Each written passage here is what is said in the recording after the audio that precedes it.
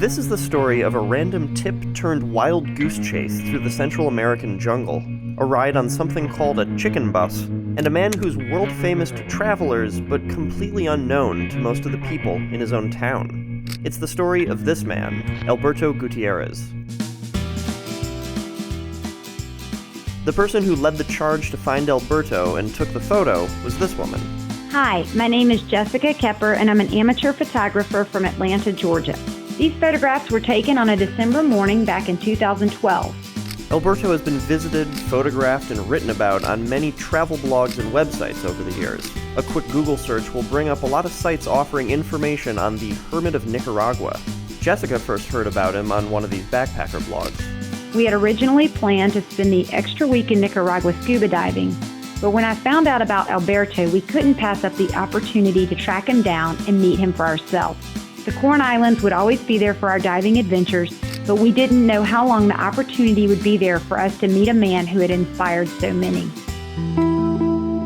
The inspiration Jessica is talking about comes from hundreds of stone carvings Alberto has made over the years that decorate his home and the land around him. The journey to find Alberto Gutierrez included a few hours on chicken buses from Managua to Esteli. The next morning, we hitched a ride with a local man about 30 minutes outside of town to the dirt road where the adventure really begins.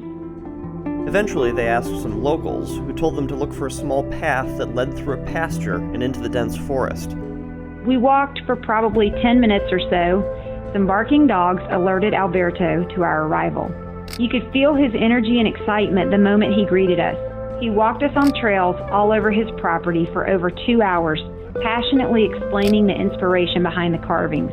He's in his early 70s, and he's lived on this land his entire life.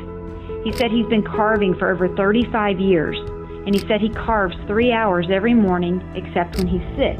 It's hard to say exactly what Alberto is or isn't. He's definitely a sculptor, he's a farmer, he's eccentric, he's a character for sure. Alberto lives in a one-room house where he has no running water, no electricity, a dirt floor, he's never driven a car, and he has no concept of the internet really, and certainly no true understanding of how many people have access to his story through it. Yet his happiness and his passion are incredible.